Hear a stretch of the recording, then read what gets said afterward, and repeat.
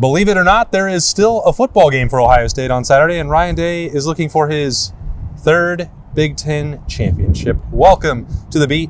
It is Three Thoughts Thursday. It is brought to you by the Waterworks. He is Jeremy Birmingham. I am Austin Wharton. I wanted to do something with these three thoughts, which was to try and put maybe some of this focus back on the current Ohio State team that is playing Indiana at number 1 versus number 2 on Saturday night in Lucas Oil Stadium. I know that there is a ton of stuff going on with Brian Hartline leaving, National Signing Day, uncertainty about what, all the roster and what signatures come in and aren't coming in. This team is eventually going to have to snap that focus back into playing the Hoosiers on Saturday night. I bet that they will, but there's not a ton of conversation that we can really have. Also, there were a bunch of award winners on Wednesday. This current team deserves to be celebrated. They do, but you can't think about this Saturday's game, I don't think, without asking yourself how the Brian Hartline news impacts Saturday, because all right, fine, best intentions out the window. I apologize, but Ryan Day said it during his Wednesday press conference, like, it's now on Brian Hartline to balance these things that he's going to have to do. And the last time we saw Ohio State have to do this was with Tom Herman when you're dealing with the offensive coordinator back in 2014, and the Buckeyes found a way to win a national championship, and Tom proved that it could be done. It's certainly going to be a different task for Brian Hartline because roster building is so different now. The world of college football recruiting and NIL and all the money that you have to get gathered for your program, and all of the hands you have to shake and babies you have to kiss over this next month and a half are going to require a lot of Brian Hartline's time. We were in the Woody Hayes Athletic Center on Wednesday morning for Ryan Day's and Mark Pantoni's press conference and looking for a spot to set up this very podcast in the building, so we didn't have to stand outside and freeze because it's like 25 degrees out. And the spot we would normally go, our reserve location, was occupied by one Brian Hartline on the telephone, and that's going to happen a lot. He's going to have a lot on his plate. And so, we've talked all season long about the mental side of the game for this team and how mature they are and how unfazed they are by things and how calm and cool they are under pressure. Well, now we're going to find out if that's true, because Indiana, I imagine, is licking their chops thinking about a distracted Ohio State offense, one that has already been a little bit hodgepodge in the last month, and now you have this going on. And again, we don't want to talk about the Brian Hartline stuff today because it is about the Big Ten championship on Saturday, but that undercurrent has to be a piece of this as well. Yeah, and especially because Brian Hartline doesn't have just to put a signing class together for South Florida, but he will have to understand what that roster looks like. He will have to prepare for the transfer portal, and he will have to hire his own coaching staff. That is a lot. You mentioned Tom Herman. That was the successful version. I thought Luke Fickell did a pretty good job managing his time. He was going back and forth between Cincinnati and changing shirts and not sweeping a lot. I tagged along to write a story at that time for ESPN about what that process was like and saw firsthand how difficult it is to manage the time. Tom Herman did it really well. I think Luke Fickell did it well. It was not, I don't think, Ohio State's defense's fault that they lost that game during the playoff and his transition to Cincinnati, but all of that is to say that it is a part of this game, and it is going to be a challenging part of this month. Maybe it's my fault because I said to start Wednesday's episode of The Beat, well, everything is kind of in place for Ohio State to have the most drama-free, focused December that they've ever had, and then that went entirely out the window. Well, maybe not entirely, but largely. It certainly is out the window, and the way that the 12 hours, 18 hours leading up to the Brian Hartline announcement went, we'll see how that impacts Ohio State, but there's no time for tears. There's no time for Waterworks. Oh, what a brilliant segue, because seasons change, coaching staffs change, comfort doesn't. Call the Waterworks and Hetter Heating and Cooling. Hetter Heating, Cooling, and Plumbing for maintenance, installation, and repairs. See, I need to get warm right now. I can't even speak. You can visit them online at thewaterworks.com. The Waterworks and Hetter Heating, Cooling, and Plumbing, a proud sponsor of Ohio State Athletics. I think that part there at the end, Ohio State Athletics, Ryan Day made this point that he said Jim Tressel told him, Urban Meyer told him, Ryan Day already knows this, that no one person is bigger than Ohio State. And it's the program, this facility to our right, it's not going to crumble anytime soon. The horseshoe's back over there. It's standing proudly throughout the bad weather out here. It's not going to fall down anytime just because Brian Hartline is leaving either. So, that's not meant to say, as I mentioned on Snap Judgments, that he's not incredibly important or that he won't be difficult to replace. But Ohio State is still equipped to do that, and how they will, Ryan Day is also going to have to manage some of that decision-making process, and that's not uncommon either. Ohio State had a coordinator trying to renegotiate his contract all the way up through the national championship game last year. So this is part of the deal.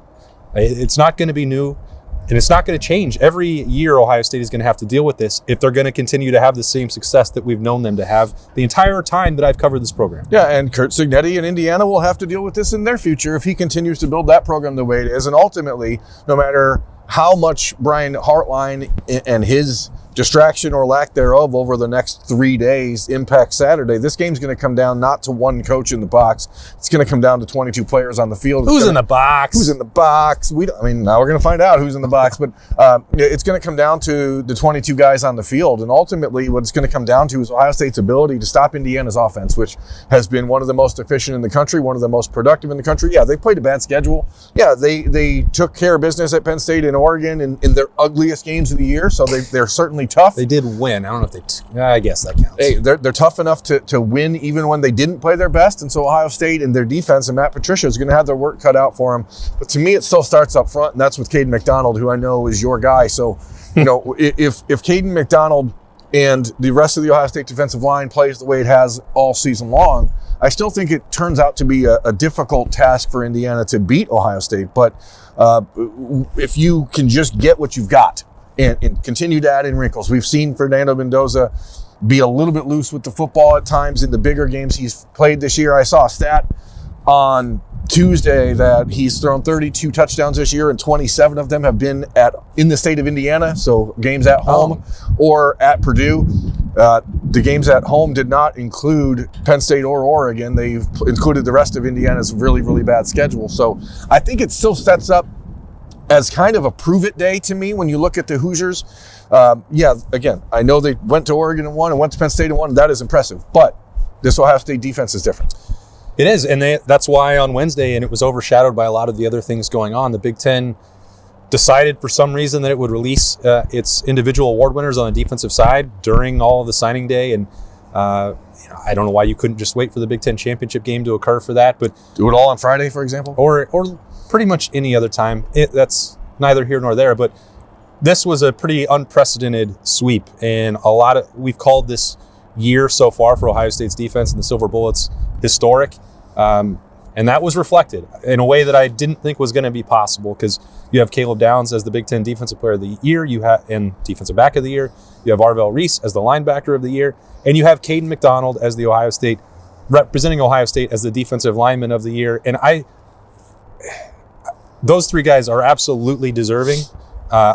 You'd be hard-pressed to find someone who should have gotten votes over them. I know a lot of times we get to this time of the year where the awards come out and we say, this person got snubbed, that was unfair. Ohio State's held to too high of a standard. There was no way that you could deny what they did. And we've talked a lot about Caleb Arvell and Caden. I think specifically this is like that line on the resume for Larry Johnson that wasn't really necessary, but it is the cherry on top of the icing on top of the cake. That's like, he has gotten so much attention for developing and the success and recruiting, developing, and the success of the defensive ends. And this is the time where I've thought, and I've said this to you before, his best work comes with defensive tackles, and now he has Caden McDonald up there as representing the best defensive linemen across positions in the Big Ten. And he should win the Outland as well. I think there's a pretty good chance of that. There's a good chance he's a unanimous All-American and everything else. And I talked to some people about that over the last couple of days when it's like, I think that this is going to happen when the Big Ten releases these awards. Everybody, I think appreciates and is taking a moment to put that in like a different category, a different level of appreciation than a bunch of others that have come before. It's special for, I think, the Rushmen. Can I not pretend to know stuff right now? Because Sure. There's stuff I don't know because of everything going on the morning of signing day with Chris Henry and Jaquaden Guilford and Legend Bay. There's supposed to be stuff that I know. All that stuff. I did not look at the Big Ten awards list. Who else on the defense was honored as first team All Big Ten media coaches, et cetera? Because I did not pay any attention to that. Do you want me to read them all? Yeah, may as well. Let's let America know, because obviously we know those three, but my curiosity is what was the accolade count when it came to Caden McDonald, Caden Curry, Sonny Styles, Davis Nigmanostin, et cetera. First team, All Big Ten defenses: Caden McDonald, Arvell Reese, Sonny Styles, and Caleb Downs. The media vote was actually a little bit different. That was the coaches. Media: Caden McDonald, Caden Curry, Arvell Reese, Sonny Styles, Caleb Downs, and Davison Igbinosin. Second team from the coaches: Caden Curry and Davison Igbinosin. They included the specialists. Second team, also John Furlman got an award there. Third team selection by the coaches includes Jermaine Matthews. From the media includes Jalen McClain. The honorable mention is basically everybody on the Ohio State defense. Who did the coaches have as a first team defensive end over Caden Curry? I don't have that list, but well, they're wrong. Yeah, and that's why your teams are not. And that's why your teams are not playing on Saturday. Yeah, and there's another part of this that I think is really interesting with the awards voting, and I'm going way down the rabbit hole. Everyone who watches The Beat and has watched us for any period of time knows that I hate the way that college football votes for awards and hands them out. And it's going to come up again with the Heisman, and I'm spoiler, I suspect it's going to come out with the Offensive Player of the Year in the Big Ten. Don't know, that's coming out later on Thursday, but Ohio State has broken voters' brains. And it doesn't just apply to the counting stats at quarterback or for Jeremiah Smith when it comes to the Heisman Trophy race.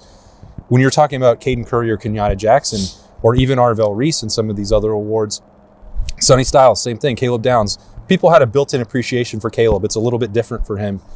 But even on Saturday at Michigan, Ohio State played 44 defensive snaps. So when we have talked about Ohio State's offense, and this is why Brandon Ennis's catches might be down, or this is why Jeremiah's numbers, they're pretty good, but they could be better if they played 80 snaps a game. This applies almost doubly, not just a pace of play, but the success and the efficiency of the Ohio State defense.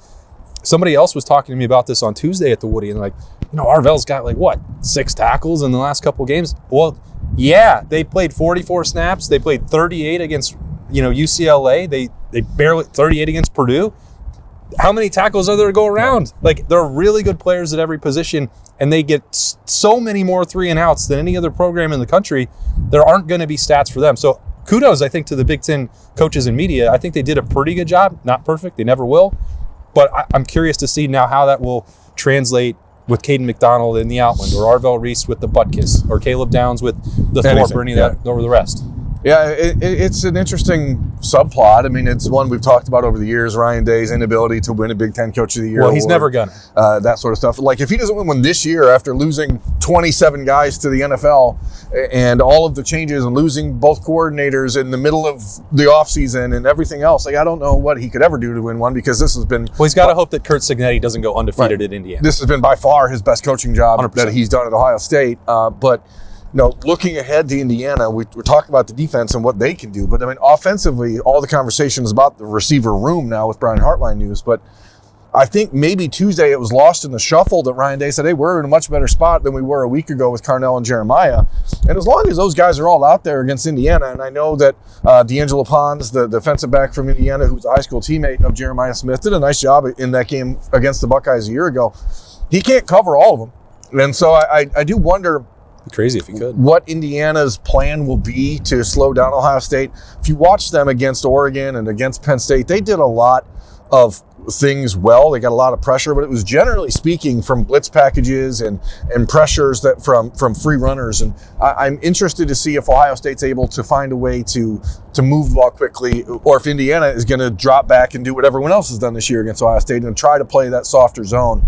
Because wouldn't you think they have to? I mean, Pons is a fine player. You have to, but if you do that, then you take away the strength of your defense. And so it's kind of a darn if you do, darn if you don't moment for Indiana, because if you try to play man up, I think you see Ohio State maybe revert back to the old Ryan Day ways of a lot of crossers and stuff like that to free people up in the middle of the field, because Indiana's linebackers are not as good as they were a year ago, in my opinion. They're not as athletic as they were a year ago, in my opinion. So it's harder for those guys to keep up over the middle. But it's really going to be about pressure. And Ohio State's offensive line, which Tyler Bowen, Marcus Johnson, Charles Dickey deserve a ton of credit for what they've done. They've kept Julian Saint. I mean, have you ever seen an Ohio State quarterback in Ann Arbor get up after the game and not have a single grass stain on his jersey? Nope. It was great work. So the energy and effort that they've put into revamping that offensive line, which played its best game, as I said on Saturday, that I've ever seen this group play together. You hope that they can build on that momentum, because Indiana is going to try a lot of different stuff defensively. It feels like and we don't know what Curt Cignetti's going to want to do with his game plan for this on Saturday night, but a lot of his whole reputation has been built on aggression and confidence in his guys, and I think it would be antithetical for him to sit back and just say, well, we're not going to give up the big play. We're going to make them have 10, 11 play drives. Ohio State is, by the way, absolutely fine doing that.